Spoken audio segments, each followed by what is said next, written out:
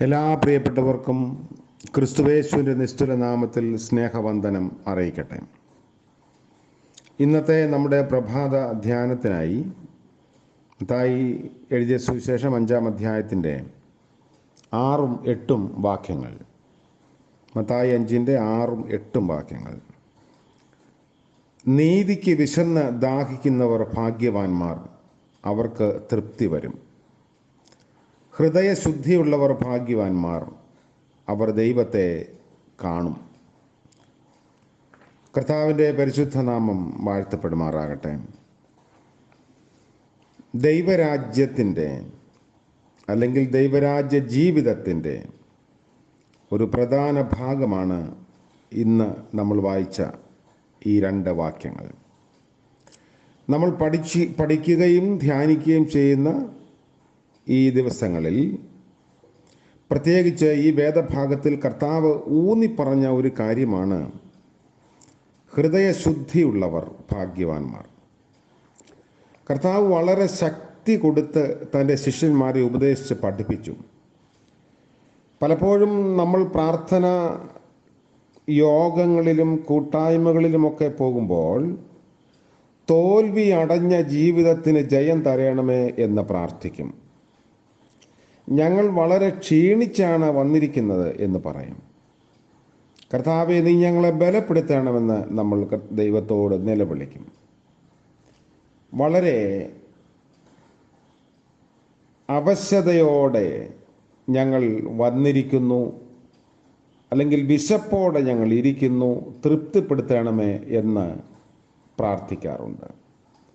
പല കാര്യങ്ങൾക്ക് വേണ്ടി നമ്മൾ പ്രാർത്ഥിക്കും. എന്നാൽ വളരെ ചുരുക്കമായ ഒരു പ്രാർത്ഥനയാണ് തിരുവചനം വളരെയധികം ശക്തിയോടെ പഠിപ്പിക്കുന്ന ഒരു വിഷയം കൂടെയാണ് വിശുദ്ധി എന്നുള്ളത്. യവനന്മാർ കർത്താവിൻ്റെ ശിഷ്യന്മാർ അടുക്കൽ വന്നിട്ട് ഞങ്ങൾക്ക് യേശുവിനെ കാണണം എന്ന് പറഞ്ഞു. ഇന്നും ലോകത്തിൽ വളരെ ആഗ്രഹത്തോടുകൂടെ പുറത്തു നിന്നുള്ളവർ വന്ന് നോക്കിക്കൊണ്ടിരിക്കുന്നു. അവർക്ക് യേശുവിനെ കാണണം. പ്രവർത്തനങ്ങളല്ല, ദൈവസഭയുടെ വലിപ്പമോ ശൈലികളോ ഒന്നുമല്ല, കർത്താവിനെയാണ് അവർക്ക് കാണേണ്ടത്. എന്നാൽ ജീവിത വിശുദ്ധിയില്ലാത്ത ഒരനുഭവത്തിൽ കൂടെ കർത്താവിനെ നമുക്ക് ഈ ലോകത്തിൽ വെളിപ്പെടുത്തി കൊടുക്കാൻ ഒരിക്കലും സാധ്യമല്ല. കർത്താവ് പഠിപ്പിച്ചിട്ടും വേദപുസ്തകത്തിൽ ഇതിന് ശക്തീകരണം കൊടുത്തിട്ടും ഇതിനെ അത്ര ഗൗരവത്തോടെ ആരും കാണുന്നില്ല എന്നുള്ളത് ഒരു യാഥാർത്ഥ്യമാണ്. എന്തുകൊണ്ടാണ് അങ്ങനെയുള്ള ഒരു വിശുദ്ധ ജീവിതത്തിനു വേണ്ടി ഒരു ആവേശം നമുക്ക് ഉണ്ടാകാതിരിക്കുന്നത്? പലപ്പോഴും ഇതിനെക്കുറിച്ച് തെറ്റിദ്ധാരണകളുണ്ട്. അതെല്ലാ തലങ്ങളിലും ഉണ്ട്. വേദപുസ്തകത്തിലെ പല വാക്കുകളും തെറ്റിദ്ധരിക്കപ്പെട്ടിട്ടുമുണ്ട്. അതിൽ ഒരു വാക്കാണ് ജീവിത വിശുദ്ധി. ഒന്നാമത്തെ തെറ്റിദ്ധാരണ പൊതുവായിട്ടുള്ളതാണ്. വിശ്വാസഗോളത്തിലും അതിനും പുറത്തും വിശുദ്ധ ജീവിതം എന്ന് പറയുന്നത് സന്തോഷം നഷ്ടപ്പെടുത്തുന്ന ഒരു ജീവിതമാണെന്ന് പൊതുവെ ഒരു ധാരണയുണ്ട്.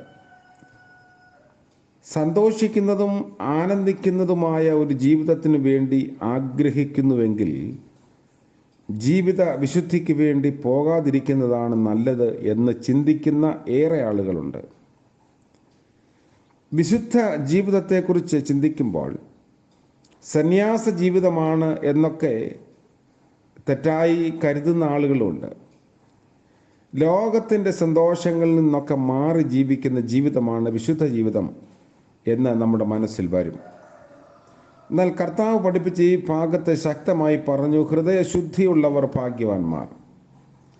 വിശുദ്ധരായ ദൈവമക്കളാണ് യഥാർത്ഥമായി സന്തോഷിക്കുന്ന ദൈവമക്കൾ. കാരണം പാപത്തിനും സന്തോഷമുണ്ട്. അതിനെക്കുറിച്ച് എബ്രായ ലേഖനത്തിൽ പറഞ്ഞിരിക്കുന്നത് പാപത്തിൻ്റെ തത്കാല ഭോഗമെന്നാണ്. എന്നാൽ ആ സന്തോഷത്തിൻ്റെ പ്രത്യേകത അത് നീണ്ടു നിൽക്കുന്നതോ ഹൃദയത്തെ വേണ്ടതുപോലെ ആനന്ദിപ്പിക്കുന്നതോ അല്ല. അത് ഒരു ശൂന്യത കൊടുക്കുന്നതാണ്. സന്തോഷം നിറഞ്ഞ കവിയുന്നത് വിശുദ്ധ ജീവിതത്തിലൂടെയാണ്. അവർക്കാണ് യഥാർത്ഥ സന്തോഷം അനുഭവവേദ്യമാകുന്നത്. നീതിക്ക് വേണ്ടി വിശന്ന് ദാഹിക്കുന്നവർ ഭാഗ്യവാന്മാർ, അവർക്ക് തൃപ്തി വരും. അപ്പോൾ തൃപ്തികരമായ ജീവിതം എന്ന് പറയുന്നത് വിശുദ്ധിയുള്ള ജീവിതമാണ്. കർത്താവ് സ്വർഗത്തെക്കുറിച്ച് പഠിപ്പിച്ചപ്പോൾ ഇങ്ങനെ പ്രാർത്ഥിച്ചു: നിന്റെ രാജ്യം വരണമേ. വരുവാനുള്ള സ്വർഗരാജ്യത്തെക്കുറിച്ച് പഠിപ്പിച്ചതുപോലെ തന്നെ അവരിൽ ഉളവാകേണ്ട സ്വർഗീയ അനുഭവത്തെക്കുറിച്ചും കർത്താവ് വളരെ ശക്തമായി പഠിപ്പിച്ചു. നമ്മെ സ്വർഗത്തിൽ കൊണ്ടുപോകണം എന്നുള്ളത് കർത്താവിൻ്റെ ആഗ്രഹമാണ്. എന്നാൽ ആ ആഗ്രഹത്തേക്കാൾ കൂടുതലായി തന്നെ ഭരിച്ചിരുന്നത് തന്നെ അനുഗമിക്കുന്നവരുടെ ഹൃദയത്തിൽ സ്വർഗത്തിൻ്റെ അനുഭവം കൊടുക്കണം എന്നുള്ളതാണ്. അപ്പോൾ നിത്യജീവൻ്റെ അനുഭവവും സന്തോഷത്തിൻ്റെ അനുഭവവും നിത്യതയിലുള്ള ആനന്ദവും തേജസ്സും ദൈവമക്കളുടെ അവകാശമാണ്. എന്നാൽ ആ സ്വർഗത്തിൻ്റെ അനുഭവം ഈ ലോകത്തിൽ നമുക്കുണ്ടാകണം. അതുകൊണ്ടാണ് ക്രിസ്തീയ ജീവിതം സൗഭാഗ്യ ജീവിതം എന്ന് പാടുന്നത്. സൗമ്യതയും കരുണയും സമാധാനവും എല്ലാം ക്രിസ്തുയേശുവിൽ കണ്ടതുപോലെ ഈ വിശുദ്ധിയുടെ സ്വഭാവവും യേശുക്രിസ്തുവിലാണ് നമ്മൾ കാണുന്നത്. കർത്താവ് ഈ ലോകത്തിൽ ജീവിച്ചപ്പോൾ നമുക്ക് ഒരു മാതൃക വെച്ചേച്ചു പോയി. അവൻ്റെ കാൽച്ചുവടുകൾ പിന്തുടരുവാൻ നല്ല ഒരു മാതൃക. അവൻ ഈ ലോകത്തിൽ ഒരു വിശുദ്ധ ജീവിതം നയിച്ചതുകൊണ്ട് 2-3 കാര്യങ്ങൾ വെളിപ്പെടുത്തി. അതിലെ ഒന്ന്, അശുദ്ധമായ ലോകത്തിൽ വിശുദ്ധമായ ഒരു ജീവിതം ജീവിക്കാൻ കഴിയുമെന്ന് കർത്താവ് ശക്തമായി വെളിപ്പെടുത്തി. കർത്താവ് തൻ്റെ ജീവിതകാലത്ത് പരീശന്മാരോട് ചോദിച്ചു: നിങ്ങളിൽ ആർക്ക് എന്നെ പാപബോധം വരുത്തുവാൻ കഴിയും? ദൈവപുത്രൻ പാപമില്ലാത്തവനായി ജീവിച്ചു. അത് നമുക്കൊരു മാതൃകയാണ്. പാപം കൂടാതെ ജീവിക്കാൻ നമുക്ക് കഴിയില്ലെങ്കിലും വിശുദ്ധ ജീവിതത്തിന് കർത്താവ് നമുക്കൊരു നല്ല മാതൃക കാണിച്ചു തന്നു. 2, അശുദ്ധിക്ക് ഒരു ശക്തിയുണ്ട്. എന്നാൽ അശുദ്ധിയുടെ ശക്തിയേക്കാൾ വിശുദ്ധിയുടെ ശക്തി വലുതാണെന്ന് കർത്താവ് തെളിയിച്ചു. 3, സ്വന്തം ശക്തി കൊണ്ട് ജീവിക്കുന്ന ഒരു ജീവിതമല്ല, ദൈവത്തിൻ്റെ പരിശുദ്ധാത്മ ശക്തിയാൽ ജീവിക്കുന്ന ഒരു ജീവിതമാണ് വിശുദ്ധ ജീവിതമെന്ന് കർത്താവ് തെളിയിച്ചു. ഈ 3 കാര്യങ്ങൾ നമ്മുടെ ഹൃദയത്തിൽ പതിയുന്നത് നല്ലതാണ്. അശുദ്ധമായ ലോകത്തിൽ വിശുദ്ധ ജീവിതം നയിക്കാൻ സാധ്യമാണ്. അശുദ്ധ ശക്തിയേക്കാൾ വിശുദ്ധ ജീവിതത്തിന് ശക്തിയുണ്ട്. ഈ വിശുദ്ധ ജീവിതം നമ്മുടെ സ്വന്തം ശക്തി കൊണ്ട് ജീവിക്കാൻ ഒരു കാലത്തും സാധ്യമല്ല.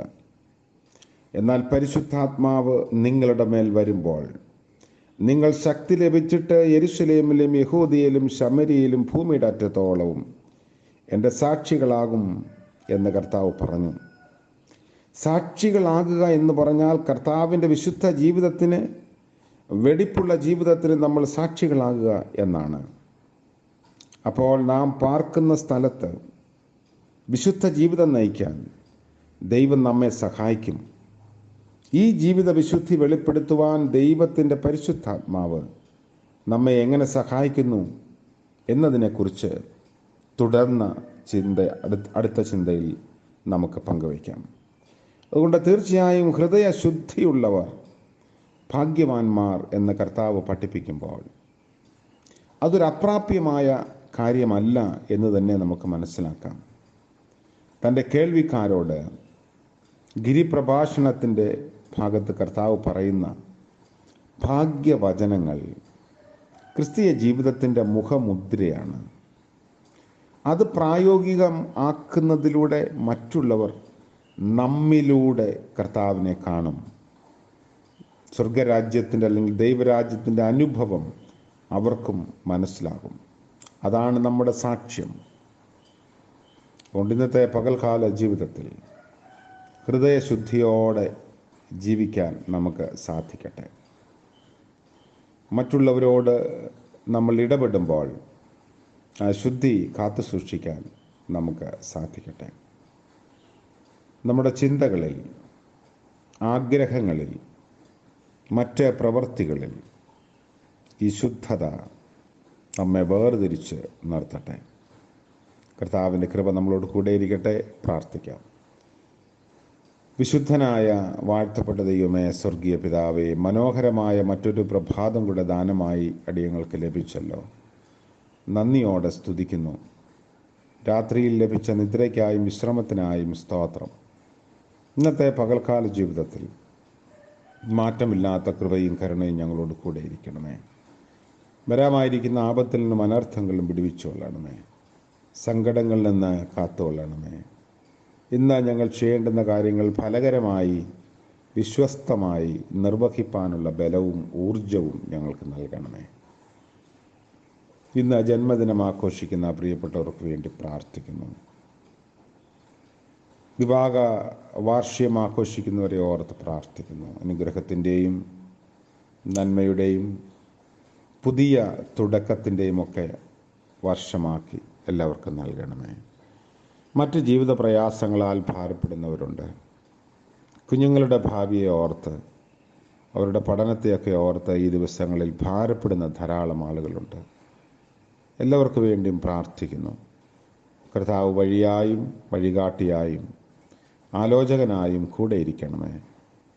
നല്ല ആഗ്രഹങ്ങളെയൊക്കെ അവിടുന്ന് നിവർത്തിക്കണമേ. കർത്താവിൻ്റെ കൃപയിൽ ആശ്രയിച്ച് ജീവിച്ച് അവിടുത്തെ ഉത്തമ സാക്ഷികളായിരിക്കാൻ എല്ലാവരെയും സഹായിക്കണം. യേശു മശിഹ മൂലം ഞങ്ങളുടെ പ്രാർത്ഥന കൃപയോടെ കേൾക്കുമാറാകണമേ. ആമേൻ.